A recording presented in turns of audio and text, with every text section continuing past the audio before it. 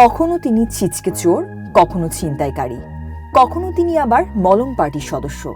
Net দুনিয়ায় তিনি নিজেকে ক্রিমিনাল হিসেবে উপস্থাপন করলেও বাস্তবে তিনি একজন গোয়েন্দা পুলিশ কর্মকর্তা। তার নাম রবিউল ইসলাম। চুরি ছিনতাই রোধে সচেতনতামূলক বিভিন্ন কন্টেন্ট তৈরি করে নেট দুনিয়ায় তিনি তুমুল আলোচিত। বর্তমানে চট্টগ্রাম মহানগর গোয়েন্দা পুলিশে কর্মরত আছেন এই কন্টেন্ট ক্রিয়েটর। এই যে দেখেন, এই জায়গায় না তো ঠিক আছে ভাই, টাকা আর আছে?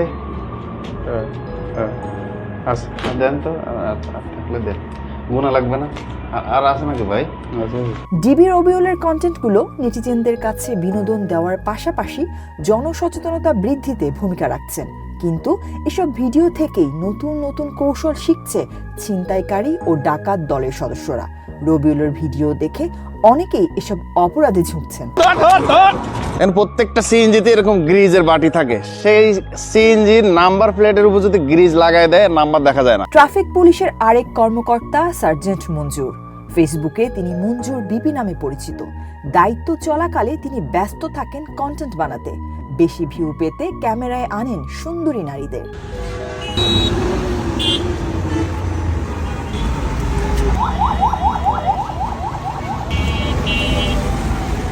তাদের মতো এসআই জাহাঙ্গীর আলম নামের আরেক পুলিশ কর্মকর্তাও ব্যস্ত থাকেন ফেসবুকে ভিডিও বানাতে।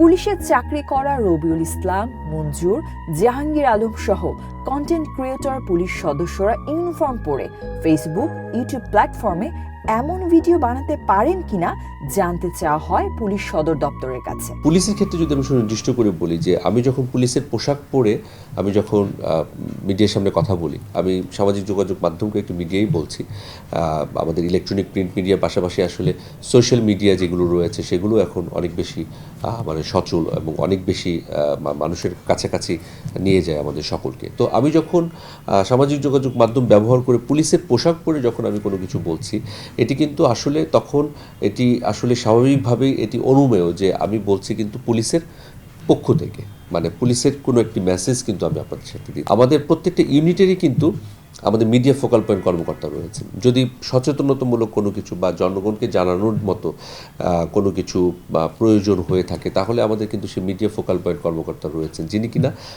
সেটি অ্যাড্রেস করবেন। তার কাছে যদি কেউ জানতে চায় অথবা তিনি কিন্তু নিজে থেকেও সেটি জানাতে পারেন। কখনো কখনো পুলিশ সদস্যরা এই পোশাক পরে কোনো কথা বলছে, যেটি তার একান্তই ব্যক্তিগত একটি অভিমত, কিন্তু দেখা যাচ্ছে যে সেটি বার্তাটা ভুল যাচ্ছে।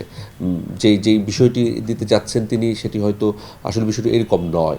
তো যখন পুলিশের পোশাক পরে কেউ কোনো কথা বলছে, তখন কিন্তু স্বাভাবিকভাবে অন্য সকলেই কিন্তু ধরে নেয় যে হ্যাঁ, এটি একটি আইনগত ভিত্তি রয়েছে বা এটি অথরাইজড হিসেবে তিনি এই কথাটি বলছেন। পুলিশের দায়িত্ব পালনকালে নিয়ম বহির্ভূতভাবে ইউনিফর্ম পরে ভিডিও বানাচ্ছেন অনেকে। তাদের বিরুদ্ধে প্রশাসনিক ব্যবস্থা নেওয়ার প্রস্তুতি চলছে বলে জানান পুলিশ সদর দফতরের মিডিয়া অ্যান্ড পাবলিক রিলেশনস বিভাগের এআইজি ইনামুল হক সাগর। পুলিশের তো কিছু কৌশলগত বিষয় রয়েছে, অপরাধী ধরার ক্ষেত্রেও কিছু কৌশলগত বিষয় রয়েছে। তো আমাদের এই কৌশলগত বিষয়কে কিন্তু আসলে জনসম্মুখে আনার কোনো ধরনের অবকাশ নেই বা কোনো ধরনের সুযোগ নেই। আমাদের কৌশলগত বিষয়গুলোকে যদি এভাবে মিডিয়ার সামনে নিয়ে আসা হয়, তাহলে অবশ্যই সেটি কিন্তু একটি নেতিবাচক প্রভাব ফেলে। সুতরাং এই বিষয়গুলো আমাদের নজরে আসলে সেই আমরা যদি 1-to-1 কেস টু কেস আমরা সেগুলো বিশ্লেষণ করে সেগুলো কিন্তু প্রয়োজনীয় যে ব্যবস্থা রয়েছে সেগুলো নেওয়া হয়ে থাকে। পুলিশ সদস্যরা তাদের দায়িত্বে আরও যত্নবান হবেন, এমনটাই প্রত্যাশা সাধারণ জনগণের।